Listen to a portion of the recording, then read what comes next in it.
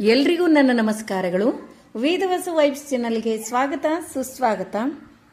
ಇವತ್ತು ಸಂಡೇ ಅದ. ಏನು ಸ್ಪೆಷಲ್ ಅಂತೀರೇನ್ರಿ? ಇವತ್ತು ಭಾಳ ಸ್ಪೆಷಲ್ ಅದ. ಎಲ್ಲ ವಿಡಿಯೋನು ಅಪ್ಲೋಡ್ ಮಾಡ್ಲಿಕ್ಕತ್ತೀನಿ. ಅಂದ್ರೆ ಎಲ್ಲ ವಿಡಿಯೋ ಅಂತಂದ್ರೆ ಮನಿ ಒಳಗಿಂದು ಮುಂಜಾನೆಯ ವಿಡಿಯೋ, ಮುಂಜಾನೆಯ ಮಾತು, ಅದ್ರ ಜೊತೆಗೆ ಎಲ್ಲಿ ಹೋಗಿದ್ದೆ ಅಲ್ಲಿಯೂ ಕೂಡ ನಿಮ್ಮನ್ನು ಕರ್ಕೊಂಡು ಹೊಂಟೀನಿ ನೋಡ್ರಿ. ನಾನು ಈಗ ಮುಂಜಾನೆ ರಂಗೋಲಿ ಹಾಕೋತ ಮುಂಜಾನೆ ಮಾತನ್ನ ಹೇಳಿ ಇವತ್ತೇನು ಸ್ಪೆಷಲ್ ಅಂತ ಹೇಳಿ ಹೇಳ್ತೀನಿ ರೀ ನಿಮಗೆ. ಯಾವ ರಾಜನು ಸದಾಕಾಲ ರಾಜನಾಗಿರುವುದಿಲ್ಲ, ಯಾವ ರಾಜನು ಸದಾಕಾಲ ರಾಜನಾಗಿರುವುದಿಲ್ಲ, ಯಾವ ಶ್ರೀಮಂತನೂ ಕೊನೆಯವರೆಗೂ ಶ್ರೀಮಂತನಾಗಿರುವುದಿಲ್ಲ, ಯಾವ ಬಡವನೂ ಕೊನೆಯವರೆಗೂ ಬಡವನಾಗಿರುವುದಿಲ್ಲ. ಈ ಜಗತ್ತಿನಲ್ಲಿ ಯಾವುದೂ ಶಾಶ್ವತವಲ್ಲ, ಪರಿವರ್ತನೆಯೇ ಜಗದ ನಿಯಮ. ಯಾರು ನಮ್ಮನ್ನು ಅರ್ಥ ಮಾಡಿಕೊಂಡಿದ್ದಾರೆ ಅವರನ್ನು ಕಳೆದುಕೊಳ್ಳಿಕ್ಕೆ ಹೋಗಬಾರ್ದು. ಕಳೆದುಕೊಂಡ್ರೆ ನಂತರ ನಾವು ಯಾರಿಗೂ ಅರ್ಥವಾಗುವುದೇ ಇಲ್ಲ. ಬೆಲೆ ಸಿಗುವ ಜಾಗದಲ್ಲಿ ಜೀವನವನ್ನೇ ಕೊಡು, ಬೆಲೆ ಸಿಗದ ಜಾಗದಲ್ಲಿ ನೆರಳನ್ನು ಸಹ ಬೀಳಿಸಬಾರ್ದು. ಹೌದಿಲ್ರಿ? ಎಲ್ಲಿ ನಮಗೆ ವ್ಯಾಲ್ಯೂ ಅದ, ಎಲ್ಲಿ ನಮಗೆ ಬೆಲೆ ಅದ, ಅಲ್ಲಿ ನಾವು ಅವರಿಗೆ ಯಾವ ಸಹಾಯ ಬೇಕಾದರೂ ಯಾವ ಟೈಮ್ದಲ್ಲಿ ಬೇಕಾದರೂ ಮಾಡಬೇಕು. ಅಲ್ಲಿ ನಮಗೆ ಎಲ್ಲಿ ಬೆಲೆ ಇರೋದಿಲ್ಲ ಅಲ್ಲಿ ನಾವು ಅಲ್ಲ ನಮ್ಮ ನೆರಳನ್ನು ಕೂಡ ಹಾಕಬಾರ್ದು. ಮೋಸದಿಂದ ಗೆಲ್ಲುವುದಕ್ಕಿಂತ ಗೌರವದಿಂದ ಸೋಲುವುದು ಒಳ್ಳೆಯದು. ಎಲ್ಲರೂ ಹೇಳ್ತಾರೆ ತಪ್ಪು ಯಶಸ್ಸಿನ ಮೊದಲ ಮೆಟ್ಟಿಲು ಅಂತ. ಆದರೆ ನಿಜವಾದ ಸತ್ಯ ಏನಂದ್ರೆ ತಪ್ಪನ್ನು ಸರಿಪಡಿಸಿಕೊಳ್ಳುವುದು ಯಶಸ್ಸಿನ ಮೊದಲ ಮೆಟ್ಟಿಲು. ಹೌದಿಲ್ರಿ? ತಪ್ಪು ಮಾಡೀವಿ ಮುಂದೆ ಚಲೋನೆ ಮಾಡ್ತೀವಿ ಅಂತಲ್ಲ, ಅದನ್ನ ಇನ್ನೊಮ್ಮೆ ನಾವು ಮಾಡಿದ ತಪ್ಪು ನಮ್ಮ ಲೈಫ್ನಾಗ ಇನ್ನೊಂದ್ಸರಿ ನಾವು ಮಾಡಲಿಕ್ಕೆ ಹೋಗಬಾರ್ದು. ಅಷ್ಟು ಅಲರ್ಟ್ ಆಗಿದ್ರೆ ನೆಕ್ಸ್ಟ್ ಟೈಮ್ ಆ ತಪ್ಪು ಆಗಂಗಿಲ್ಲ ಮತ್ತು ನಾವು ಮುಂದೆ ಹೋಗ್ಬೋದು. ಬರೆದವನಿಗೆ ಅಳಿಸಲಾಗದ, ಬರೆಸಿಕೊಂಡವನಿಗೆ ಓದಲಾಗದ ಬರಹವೇ ಹಣೆ ಬರಹ. ಉಪ್ಪಿನಂತೆ ವ್ಯಕ್ತಿತ್ವ ಬೆಳೆಸಿಕೊಳ್ಬೇಕು. ಯಾರೂ ಕೂಡ ಹೆಚ್ಚು ಬಳಸಬಾರ್ದು, ಯಾರಿಗೂ ನಾವು ಜಾಸ್ತಿ ಬೆಳಕಾಗಬಾರ್ದು. ಅವರ ಕೆಲಸ ಆದ ತಕ್ಷಣ ಉಫ್ ಅಂತ ಊದಿ ಬಿಡ್ತಾರೆ. ನಡೆಯಲು ದಾರಿಗಳ ಕೊರತೆ ಇಲ್ಲ, ಪಡೆಯಲು ಸಂಗತಿಗಳ ಕೊರತೆ ಇಲ್ಲ. ಪ್ರಯತ್ನವನ್ನೇ ಮಾಡದೆ ಭಾಗ್ಯವನ್ನು ನಿರೀಕ್ಷಿಸಲಾಗೋದಿಲ್ಲ. ಅದರ ಸಲುವಾಗಿ ಪ್ರಯತ್ನಿಸಿ ಪಡೆಯೋಣ. ನಮಗೇನೇ ಬೇಕಾದರೂ ಮರಳಿ ಪ್ರಯತ್ನ ಮಾಡು. ಅದು ನಮ್ಮ ಒಳ್ಳೆಯ ಮಾರ್ಗದಲ್ಲಿ ಆಗಿರಬೇಕು ನಮ್ಮ ಪ್ರಯತ್ನ. ಅದಕ್ಕೆ ಯಶಸ್ಸು ಕಟ್ಟಿಟ್ಟದ ಬುತ್ತಿ ಇರ್ತದೆ ನೋಡ್ರಿ. ಇವತ್ತಿನ ಸಿಂಪಲ್ ಆದ ರಂಗೋಲಿ ನೋಡಿದ್ರಿ. ಮತ್ತು ಇವತ್ತು ಸಂಡೇ ಅದ. ಎಲ್ಲ ಸಾವಕಾಶ ಅಂದ್ರೆ ನಾಳಿನ ದಿವಸ ಸೋಮವಾರ ಮತ್ತೆ ಚಾಲು ನೋಡ್ರಿ ಯಥಾಸ್ಥಿತಿ ವರ್ಕು. ಇವತ್ತು ಲಘೂನೇ ಅಂದರೂ ಇವತ್ತಾದರೂ 4 ಗಂಟೆಗೆ ಎದ್ದೀನ್ರಿ. ಆದ್ರೆ ಗಂಟ್ಲು ನೋವು, ನಮ್ಮ ಮನೆಯವ್ರಿಗೆಲ್ಲ ಕೆಮ್ಮು ನೆಗಡಿ ಗಂಟ್ಲು ನೋವು ಬಂದಿತ್ತಲ್ಲ, ಮುಂದೆ ಅವ್ರಿಗೆ ಕಡಿಮೆ ಆಯ್ತು, ನಮಗೆ ಟ್ರಾನ್ಸ್ಫರ್ ಆಗ್ಯದ್ರಿ. ಹಿಂಗಾಗಿ ಇವತ್ತು ಒಂಚೂರು ಗಂಟ್ಲು ನೋವು ಎಲ್ಲ ಇತ್ತು, ಕಷಾಯ ಎಲ್ಲ ಮಾಡ್ಕೊಂಡು ಕುಡಿಬೇಕು ಅಂಥೇಳಿ ವಿಚಾರ ಮಾಡೀನಿ. ಇವತ್ತು ಎಲ್ಲಿ ಹೊಂಟೀನಿ ಅಂತಂದ್ರೆ ಮನೆಯೊಳಗೆಲ್ಲ ರಂಗೋಲಿ, ಸ್ತೋತ್ರ ಇಷ್ಟೆಲ್ಲ ಮುಗೀತ್ರಿ. ಇಷ್ಟೆಲ್ಲ ಮುಗಿಸ್ಕೊಂಡು ಕಾಮಿತಾರ್ಥಪ್ರದ ವೆಂಕಟರಮಣ ದೇವಸ್ಥಾನಕ್ಕೆ ಹೊಂಟೀವಿ. ಇದು ಮೋಹನ್ ನಗರ್ನ್ಯಾಗದ. ನೀವು ಕೂಡಿ ಹೋಗೋಣಂತ. ಅಲ್ಲಿ ಸಂಜೀವಾಚಾರ್ಯ ಮಧುಭಾವಿ ಅವ್ರ ಮಗಂದು ಮುಂಜವಿ ಅದ. ಅಲ್ಲಿ ಉತ್ತರಾದಿ ಮಠದ ಸ್ವಾಮಿಗಳು ಬರ್ಲಿಕತ್ತಾರ. ಅದಕ್ಕೆ ಸ್ವಾಮಿಗಳ ಕಡೆಯಿಂದ ಮುದ್ರ ಎಲ್ಲ ಹಾಕಿಸ್ಕೊಳ್ಳೋದು ಕೂಡ ವಿಡಿಯೋ ಅದ. ಮತ್ತು ವೆಂಕಟರಮಣನ ದರ್ಶನ ತಗೋರಿ. ಎಷ್ಟು ಒಂದೊಂದು ದೇವರದ ವಿಶೇಷ ಹೆಂಗಿರ್ತದ ಅಂತಂದ್ರೆ ವೆಂಕಟರಮಣನ ಪಾದಗಳನ್ನು ನೋಡ್ಬೇಕಂತ್ರಿ. ಯಾವಾಗಲೂ ಪಾದಗಳನ್ನು ನೋಡಿ ಬೇಡ್ಕೋಬೇಕಂತ, ಮುಖವನ್ನು ನೋಡೋದಿಲ್ಲಂತ. ಹಂಗೆ ಒಂದೊಂದು ದೇವರದು ಒಂದೊಂದು ವಿಶೇಷತೆ. ಇಲ್ಲಿ ನೋಡ್ರಿ ಎಲ್ಲ ಇವತ್ತು ವನ ಮಹೋತ್ಸವ, ಗಿಡ ನೆಡುವ ಕಾರ್ಯಕ್ರಮ ಸ್ವಾಮಿಗಳಿಂದ ಮಾಡಿಸ್ಲಿಕತ್ತಾರ. ಹಂಗೆ ನಾವು ಕೂಡ ಎಲ್ಲರೂ ನಿಂತು ಫೋಟೋ ತೆಗೆಸ್ಕೊಳ್ಳೋ ಗದ್ಲ ನಡೆದದ ನೋಡ್ರಿ. ಮುಂದಿಂದೆಲ್ಲ ಏನದ ಅಪ್ಲೋಡ್ ಮಾಡ್ತೀನಿ. ಹಂಗೆ ಒಂಚೂರು ಪ್ರವಚನನೂ ನಾನು ಸಣ್ಣ ಕ್ಲಿಪ್ಸ್ ಅಪ್ಲೋಡ್ ಮಾಡೀನಿ. ಭಾಳ ಇಂಪಾರ್ಟೆಂಟ್ ಅವ, ಕೇಳ್ರಿ ನೀವು ಕೂಡ.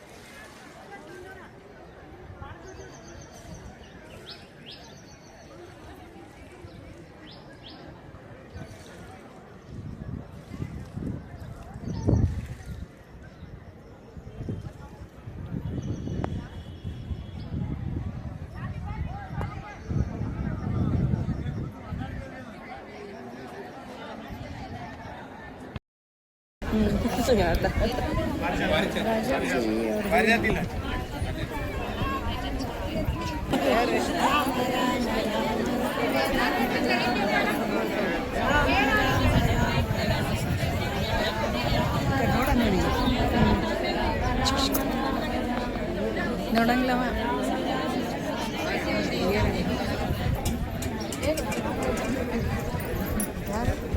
ಅಲ್ಲ ವಿಡಿಯೋ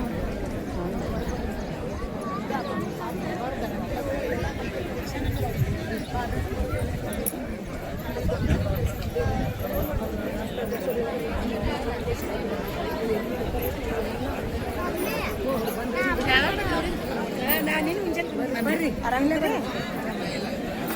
ಹುಡುಗಿ ಆರಾಮಿದ್ದೀರಿ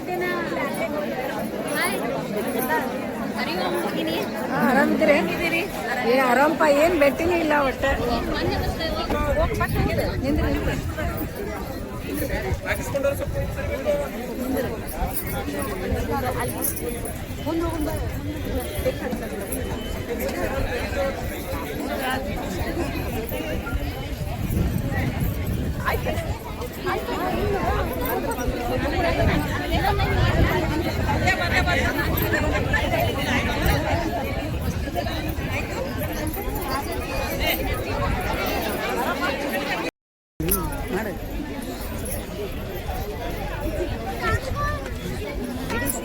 ಬೈತಾರೆ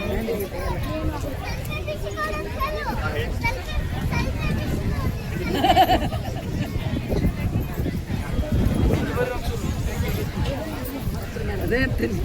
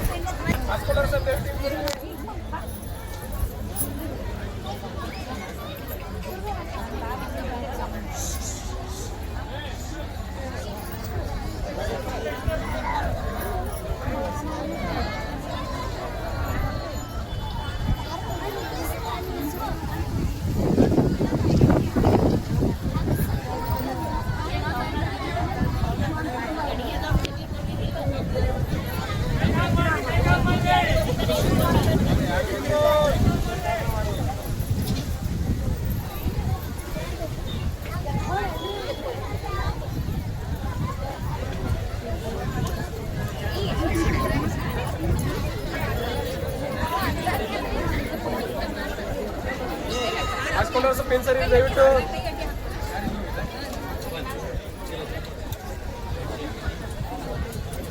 ನಮಸ್ಕಾರ ಬಡೀಲಿ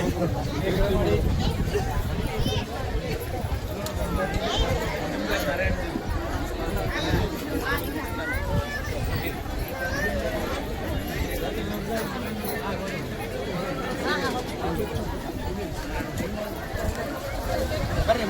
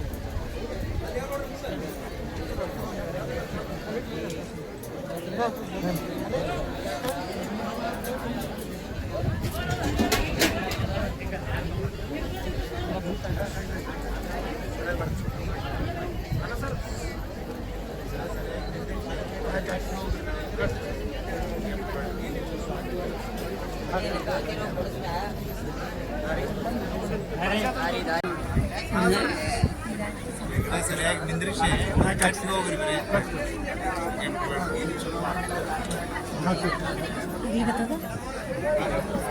ಇಲ್ಲಿದೆ ಸಮೀಪ ದಾಸ್ತ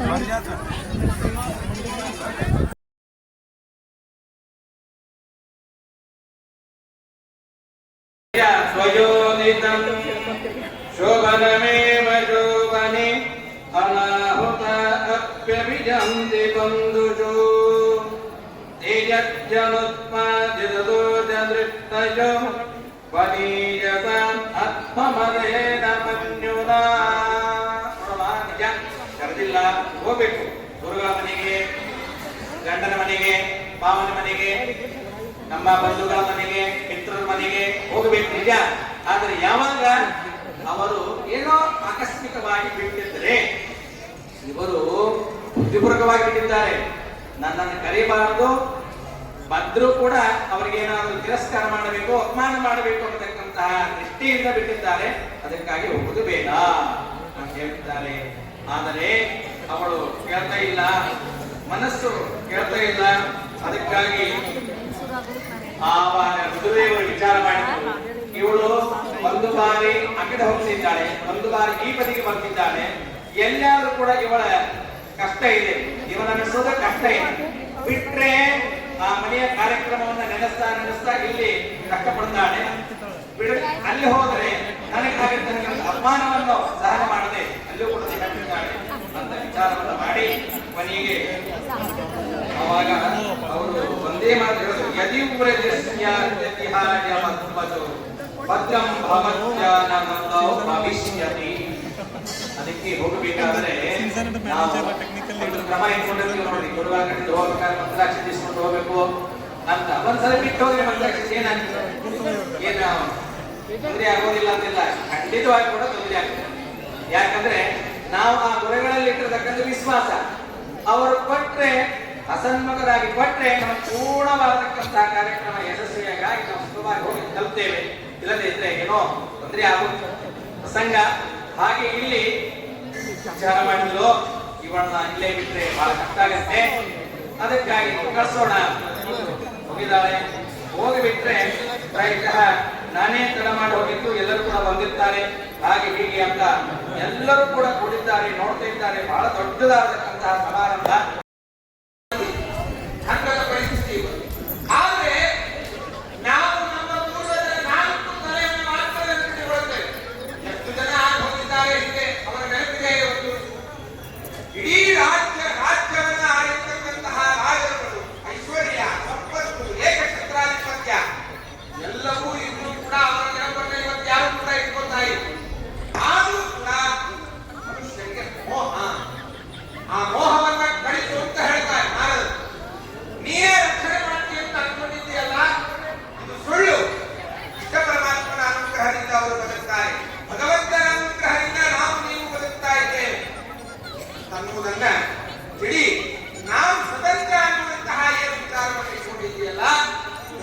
ಸಾಕು ಅಂತ ನಾರದರು ಹೇಳ್ತಾರೆ. ಮೊಟ್ಟ ಮೊದಲಿಗೆ ನಾವು ಪರಮಾತ್ಮನ ಹತ್ತಿರಕ್ಕೆ ಹೋಗಬೇಕಾದ್ರೆ, ಭಗವಂತನ ಅನುಗ್ರಹವನ್ನ ಪಡಿಬೇಕಾದ್ರೆ ನಾವು ಮೋಹವನ್ನು ತ್ಯಾಗ ಮಾಡಬೇಕು ಅಂತ ತಿಳಿಸಿಕೊಟ್ಟಿದ್ದಾರೆ. ಕಾಲ ಕರ್ಮ ಗುಣಾಧೀನೋ ದೇಹೋಯಂ ಪಾಂಚಭೌತಿಕಃ ಕಥಮನ್ಯಾಂಸ್ತು ಗೋಪಾಯ ಸರ್ಪಗ್ರಸ್ತೋ ಯಥಾ ಪರಂ.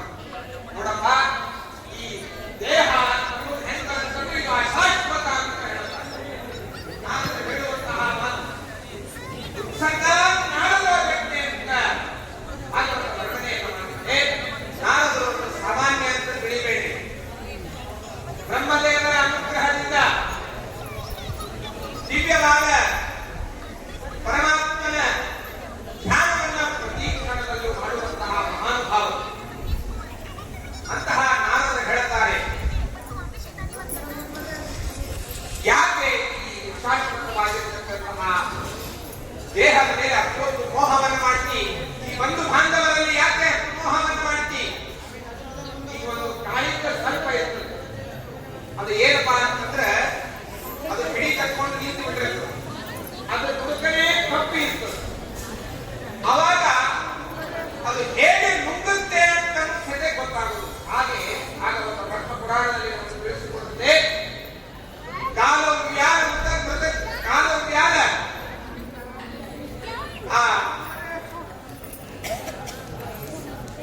ಕಾಲವ್ಯಾಲ ಮುಖಗ್ರಾಸ ತ್ರಾಸ ನಿರ್ಣಾಶ ಹೇತವೇ ಅಂತನ್ನುವುದಂತೆ ಈ ಕಾಲವೆಂಬ ಘಟಸರ್ಪ ಯಾವಾಗ ಬಾಯಿ ಕಟ್ಕೊಂಡಿರ್ತದೋ ಅಂತ ನಮಗೆ ಗೊತ್ತಾಗುವುದಿಲ್ಲ. ಧರ್ಮರಾಜ ಅದಕ್ಕಾಗಿ ಜ್ಞಾಪಕವಾದ ಕಂಡು ಹೇಗೆ ಭಕ್ತಿ ಆ ಜೀವನವನ್ನು ನಾಶ ಮಾಡಿಕೊಂಡಿದ್ದೇನೆ ಅನ್ನುವಂತಹ ಅರಿವು ಕೂಡ ಗೊತ್ತಾಗುವುದಿಲ್ಲ. ಯಾವ ಹುಟ್ಟಿದೆ ಅನ್ನುವುದಕ್ಕೆ ಗೊತ್ತಾಗುವುದಿಲ್ಲ. ಅಷ್ಟು ಕ್ಷಣ ಮಾತ್ರದಲ್ಲಿ ಜೀವ ದೇಹದಿಂದ ಯೋಗವನ್ನು ಹೊಂದಾನೆ. ಎಲ್ಲರೂ ಕೂಡ ಆ ಹೆಂಗಸರು ಗಂಡಸರು ಎಲ್ಲರೂ ಕೂಡ ನಾಮಸ್ಮರಣೆಯನ್ನು ಮಾಡಬೇಕು ಅಂತ ಮೊದಲಿಗೆ ಅದನ್ನ ಈಗ 3 ಕೋಟಿ ನಾಮಸ್ಮರಣೆಯನ್ನು ಮಾಡಬೇಕು ಅಂತ ಮಹಾಸ್ವಾಮಿಗಳವರು ಸಂಕಲ್ಪವನ್ನು ಮಾಡಿದ್ದಾರೆ. ಹಾಗಾಗಿ ಅದನ್ನ ಪ್ರತಿಯೊಬ್ಬರು ಕೂಡ ನಾಮಸ್ಮರಣೆಯನ್ನ ನಿತ್ಯದಲ್ಲಿ ಮಾಡಬೇಕು. ಇದರಿಂದಲೇ ನಮ್ಮ ಜೀವನದ ಉದ್ಧಾರ ಇದೆ, ನಮ್ಮ ಕಷ್ಟಗಳ ಪರಿಹಾರ ಇದೆ, ನಮ್ಮ ಎಲ್ಲ ರೀತಿಯಾಗಿರ್ತಕ್ಕಂತಹ ದೋಷಗಳ ಪಾಪಗಳ ಪರಿಹಾರ ಇದೆ. ಇವತ್ತು ನಾವು ಅಶ್ವಮೇಧ ಯಾಗ ಜೀವನದಲ್ಲಿ ಕಾಣುವುದಿಲ್ಲ. ಅಶ್ವಮೇಧ ಯಾಗ ಅಂದ್ರೆ ಕುದುರೆ ಬಿಡಬೇಕು, ಕುದುರೆ ಕೂಲೆ ಬಹಳ ಮಾಡ್ತೀವಿ, ಅದನ್ನು ಕಟ್ಟು ತಗೊಂಡು ಯಜ್ಞ ಮಾಡಿ ಎಲ್ಲ ಬಹಳ ಶಕ್ತಿ ಇದೆ. ಆದ್ದರಿಂದ ಭಗವಂತನ ನಾಮಸ್ಮರಣೆಯಿಂದಲೇ ಎಲ್ಲ ರೀತಿಯಾಗಿರ್ತಕ್ಕಂತಹ ಪಾಪಗಳ ಪರಿಹಾರ ಇದೆ. ಅದಕ್ಕಾಗಿ ಇಂತಹ ದಿವ್ಯವಾಗಿರ್ತಕ್ಕಂತಹ ನಾಮಸ್ಮರಣೆಯನ್ನ ನಿತ್ಯದಲ್ಲಿಯೂ ಕೂಡ ನಾವು ಮಾಡ್ತಾ ಇದ್ದೀವಿ. ಇನ್ನೂ ಹೆಚ್ಚಿನ ಸಂಖ್ಯೆಯಲ್ಲಿ ನಾವೆಲ್ಲರೂ ಕೂಡ ಮಾಡಿ ಆ ಗುರುಗಳ ಪದಾರ್ಥಗಳಲ್ಲಿ ಸಮರ್ಪಣೆಯನ್ನು ಮಾಡಬೇಕು ಅಂತ ನಮ್ಮಲ್ಲಿ ಪ್ರಾರ್ಥನೆಯನ್ನು ಮಾಡ್ತಾ, ವಿಶೇಷವಾಗಿ ಆ ಭಗವಂತನ ದಿವ್ಯವಾದ ಸ್ವಾಮಿಗಳ ಎಲ್ಲ ಗುರುಗಳಲ್ಲಿ ವಿಶೇಷವಾದ ಭಕ್ತಿ ಜ್ಞಾನ ತಮ್ಮ ಯೋಗ್ಯತಾನುಸಾರವಾಗಿ ವೈರಾಗ್ಯ ಇದನ್ನ ಗುರುಗಳು ನಮಗೆ ಕಟ್ಟಿಸಿ ನಮ್ಮ ಜೀವನವನ್ನು ವಿಧಾನ ಮಾಡಬೇಕು. ಆಲೋಚನೆಯಿಂದ ಕೂಡಿಕೊಂಡು ನನ್ನ ಉಪನ್ಯಾಸವನ್ನ ಗುರುಗಳ ಪದ ಎಲ್ಲವುಗಳನ್ನು ಹುಟ್ಟಿಸ್ತಾನೆ ಭಗವಂತ. ಎಲ್ಲರನ್ನೂ ನಿಯಮನ ಮಾಡುತ್ತಾರೆ ಪರಮಾತ್ಮ. ದಾಸರು ತಿಳಿಸಿಕೊಡ್ತಾರೆ, ಕಾಲ ಗುಣ ಕರ್ಮ ಸ್ವಭಾವಗಳ ಮನೆ ಮಾಡಿ ಶ್ರೀಲೋಲ ನೀನಿತು ಸರ್ವ ಜಗತ್ತಿಗೆ ಲೀಲೆಗೈಯುತ ಲಿಪ್ತನಾಗದೆ ನಿರಂತರದಿ ಪಾಲಿಸುವೆ ಸಂಹರಿಪೆ ದಿವಿಜ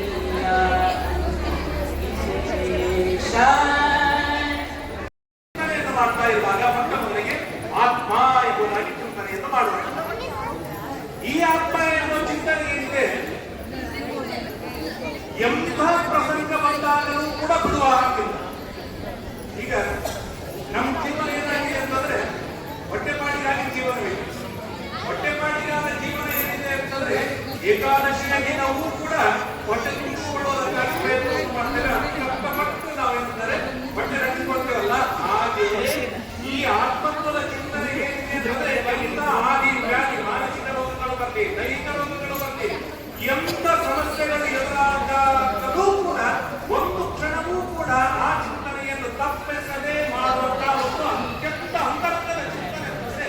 ಅದು ಆತ್ಮತ್ವದ ಚಿಂತನೆ ಎಂಬುದಾಗಿ ಕರೆಯುತ್ತಾರೆ. ಹಾಗಾಗಿ ದೇವರನ್ನು ತಿಳಿತಾ ಇರುವಾಗ ಆತ್ಮ ನನಗೆ ಸ್ವಾಮಿಯಾದಂತಹ ಒಂದು ದೇವರು, ಜಗತ್ತಿಗೆ ಸ್ವಾಮಿಯಾಗಿರ್ತಕ್ಕಂಥ ದೇವರೇ ನನಗೆ ಸ್ವಾಮಿಯಾಗಿದ್ದಾನೆ ಎಂಬುದಾಗಿ ತಿಳಿತಾ ಆ ದೇವರು ಗುಣಪೂರ್ಣನಾಗಿದ್ದಾನೆ ಎಂಬುದಾಗಿ ಭಾವಿಸ್ತಾ ಮೊಟ್ಟ ಮೊದಲಿಗೆ ಆತ್ಮ ಎಂಬುದಾಗಿ ಚಿಂತನೆಯನ್ನು ಮಾಡುತ್ತಾರೆ. ಮುಂದೆ ಹೇಳ್ತಾರೆ, ಪ್ರಿಯ ಈ ದೇವರು ನನಗೆ ಸ್ವಾಮಿಯಾದ, ಜಗತ್ತಿಗೆ ಸ್ವಾಮಿಯಾದ ದೇವರೇನಾಗಿದ್ದಾನೆ, ಈ ದೇವರು ಅತ್ಯಂತ ಪ್ರಿಯನಾಗಿದ್ದಾನೆ. ಶಿವನಾಚಾರ್ಯರು ಹೇಳುವಾಗ ಹೇಳ್ತಾರೆ, ಶ್ರೇಷ್ಠ ಶ್ರೇಷ್ಠ ನಮಸ್ತದ, ಅತ್ಯಂತ ಪ್ರಿಯತಮನಾದವರು ನಮಗೆ ಯಾರು ಅಂತಂದ್ರೆ ಅದು ದೇವರು. ಬೃಹದಾರಣ್ಯಕ ಉಪನಿಷತ್ತಿನಲ್ಲಿ ಹೇಳ್ತಾ ಇರುವಾಗ ನೋಡ್ರಿ, ಇಷ್ಟೊತ್ತನ ನಮ್ಮಮ್ಮ ಎಲ್ಲಿ ಹೋಗಿದ್ರು, ವೆಂಕಪ್ಪನ ಗುಡಿಗೆ ಹೋಗಿದ್ದು ಅದೆಲ್ಲ ವಿಡಿಯೋಸ್ ನೋಡಿದ್ರಿ. ಈಗ ನಾವೇನು ಮಾಡ್ಲಿಕತ್ತೀವಿ ಮನೆ ಒಳಗೆ ಅಂತಂದ್ರೆ, ನಾನು ನಮ್ಮ ತಂಗಿ ಆಮೇಲೆ ನಮ್ಮ ದೊಡ್ಡಪ್ಪನ ಮಗಳು ನಮ್ಮ ಅಕ್ಕ ಬಂದಿದ್ದರ್ರಿ. 3 ಮಂದಿ ಸೇರಿಸಿ ನಾವು ವೆಜ್ ಪಲಾವ್ ಮಾಡಬೇಕು ಪನ್ನೀರ್ ಹಾಕಿ ಅಂತಂದು ಪ್ಲ್ಯಾನ್. ನಿಮಗೆ ಅಗಾಳ್ ತೋರಿಸ್ದಂಗೆ ನಾವು ಬಿಸಿಬೇಳೆ ರೈಸನ್ನು ಫಸ್ಟಾಗಿ ನೀಟಾಗಿ ತೊಳ್ಕೊಂಡು ಅರ್ಧ ಅನ್ನ ಮಾಡಿ ಇಟ್ಕೊಂಡಿವ್ರಿ. ಆಮೇಲೆ ಅದಕ್ಕೆ ಪಲಾವಿಗೆ ಹಾಕ್ಲಿಕ್ಕೆ ನಾವು ವೆಜಿಟೇಬಲ್ಸ್ ಯಾವ್ಯಾವ ತೊಗೊಂಡಿವಿ ಅಂದ್ರೆ ಉಳ್ಳಾಗಡ್ಡಿ, ಆಮೇಲೆ ನಮಗೆ ಇಷ್ಟ ಆಗಿದ್ದು ವೆಜಿಟೇಬಲ್ಸನ್ನ ಸಣ್ಣಗೆ ಚಾಪ್ ಮಾಡಿ ಇಟ್ಕೊಂಡು, ಈಗೇನು ಮಾಡ್ಲಿಕ್ಕತ್ತಂತಂದ್ರೆ ಉಳ್ಳಾಗಡ್ಡಿ ಏನದಲ್ರಿ ಉದ್ದುದ್ದಾಗಿ ಹೆಚ್ಕೊಂಡು ಗೋಲ್ಡನ್ ಬ್ರೌನ್ ಆಗೋ ತನಕ ಫ್ರೈ ಮಾಡ್ಕೊಳ್ಳೋದು. ಫ್ರೈ ಮಾಡ್ಕೊಂಡು ಒಂದು ಕಡೆ ಮತ್ತೊಂದು ಪ್ಲೇಟಿಗೆ ತೆಗೆದು ನೆಕ್ಸ್ಟ್ ಪನ್ನೀರ್ ಹಾಕ್ಲಿಕತ್ತೀವಿ ನಾವು ಇದ್ರೊಳಗೆ. ಅದ್ರ ಸಲುವಾಗಿ ನಾವೇನು ಮಾಡ್ತೀವಿ, ಸ್ವಲ್ಪ ಪನ್ನೀರು ಒಂದು ಸ್ವಲ್ಪ ಫ್ರೈ ಮಾಡಿ ಸೈಡಿಗೆ ಇಟ್ಕೋತೀವಿ. ಪನ್ನೀರ್ ಫ್ರೈ ಮಾಡಿಟ್ಕೊಂಡ್ರೆ ಅದ್ರೊಳಗೆ ತಿನ್ಬೇಕಾದಾಗ ನಮಗೆ ನಡು ಕ್ರಿಸ್ಪಿನೆಸ್ ಒಂಥರ ಡಿಫ್ರೆಂಟ್ ಟೈಪ್ ಆಫ್ ಟೇಸ್ಟ್ ಬರ್ತದೆ, ಡಿಫ್ರೆಂಟ್ ಫೀಲಿಂಗ್ ಬರ್ತದೆ ನಾವು ಟೇಸ್ಟ್ ಮಾಡುವಾಗ ಅಂತಿಕೊಂಡು ಪನ್ನೀರ್ ಫ್ರೈ ಮಾಡಿ ಇಟ್ಕೊಂಡಿವಿ. ಆಮೇಲೆ ಬೇಕಾಗಿದ್ದ ಪಲಾವ್ ಎಲೆ, ಚಕ್ಕಿ, ಲವಂಗ, ಆಮೇಲೆ ಎಲ್ಲ ಥರದ ವೆಜಿಟೇಬಲ್ಸ್ ನಿಮಗೆ ಯಾವ್ಯಾವ ಇಷ್ಟ ಅದನ್ನ ನೀವು ಹಾಕ್ಕೋಬೋದು. ಎಲ್ಲ ಥರದ ವೆಜಿಟೇಬಲ್ಸ್ ಹಾಕಿ ಚೆಂದಾಗಿ ಫ್ರೈ ಮಾಡಿ ಇಟ್ಕೊಂಡಿವ್ರಿ.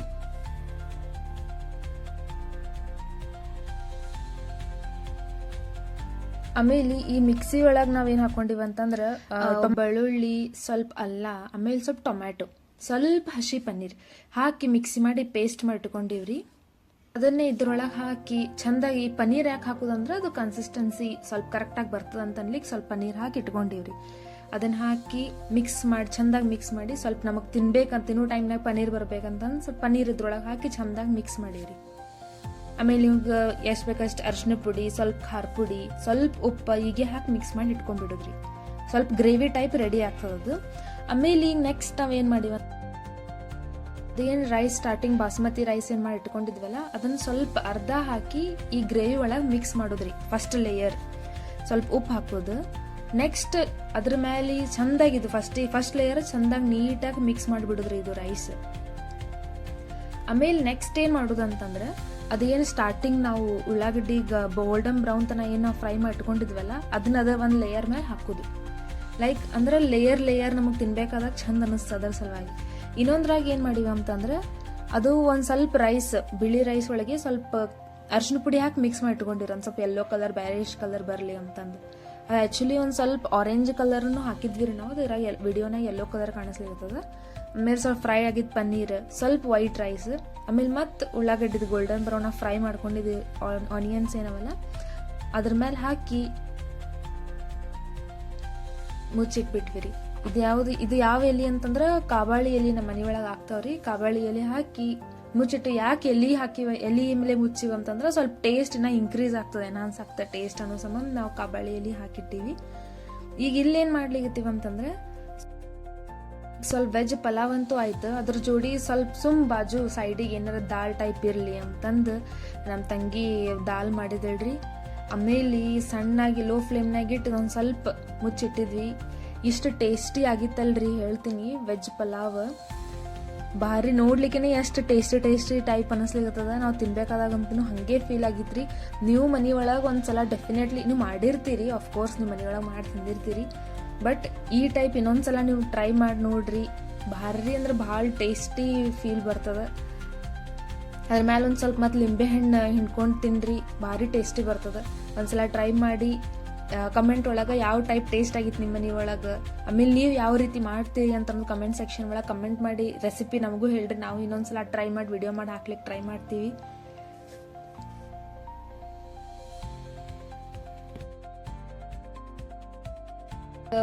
ಲಾಸ್ಟಿಗೆ ಬಂದಂಗೆ ನಮ್ಮ ಅಕ್ಕ ನಮ್ಮ ತಂಗಿ ಎಲ್ಲ ನಮ್ಮ ತಂಗಿ ಬಡಿಸ್ಲಿಕ್ಕತ್ತಾಳ ನೋಡ್ರಿ. 3 ಮಂದಿ ಕುಡಿಸಿ ಟಿ ವಿ ಒಳಗೆ ಸೀರೀಸ್ ನೋಡ್ಕೋತ ನಾ ಅಮ್ಮ ಅದಂತೂ ಹೊರಗೆ ಸ್ವಾಮಿಗಳು ಬಂದಿದ್ರು, ಅಲ್ಲೇ ವೆಂಕಟರಮಣ ಗುಡಿಗೆ ಅಲ್ಲೇ ಊಟಕ್ಕೆ ಹೋಗಿದ್ರು ಅವರು. ನಾವು ಮನೆ ಒಳಗೆ 3 ಮಂದಿ ಸೇರಿಸಿ ಸ್ಮಾಲ್ ಪಾರ್ಟಿ ಆದಂಗೆ ಎಂಜಾಯ್ ಮಾಡ್ಕೋತ ಊಟ ಮಾಡಿದ್ವಿ ರೀ. ಇವತ್ತಿನ ಬ್ಲಾಗ್ ಇಷ್ಟ ಅದ ನೋಡ್ರಿ. ವಿಡಿಯೋ ಹೆಂಗಾಗಿತ್ತು ಅಂತಾನು ಸ್ವಲ್ಪ ಕಮೆಂಟ್ ಸೆಕ್ಷನ್ ಒಳಗೆ ನಿಮ್ ಕಮೆಂಟ್ ಮಾಡಿ ನಿಮ್ಮ ಅಭಿಪ್ರಾಯ ಹೆಂಗಿತ್ತು ವಿಡಿಯೋ ಬಗ್ಗೆ ಶೇರ್ ಮಾಡಿ. ಮತ್ತೆ ಮುಂದಿನ ವಿಡಿಯೋದಲ್ಲಿ ಭೇಟಿ ಆಗ್ತೀನಿ. ಧನ್ಯವಾದಗಳು. ಮತ್ತು ಲೈಕ್ ಮಾಡ್ರಿ, ಶೇರ್ ಮಾಡ್ರಿ. ಹೊಸದಾಗಿ ಯಾರು ನೋಡ್ಲಿತ್ತಿರಲ್ಲ ಸಬ್ಸ್ಕ್ರೈಬ್ ಮಾಡೋದನ್ನ ಮರ್ಲಿಕ್ಕೆ ಹೋಗ್ಬೇಡ್ರಿ ಅಂತ ಹೇಳ್ತಾ ಧನ್ಯವಾದಗಳು.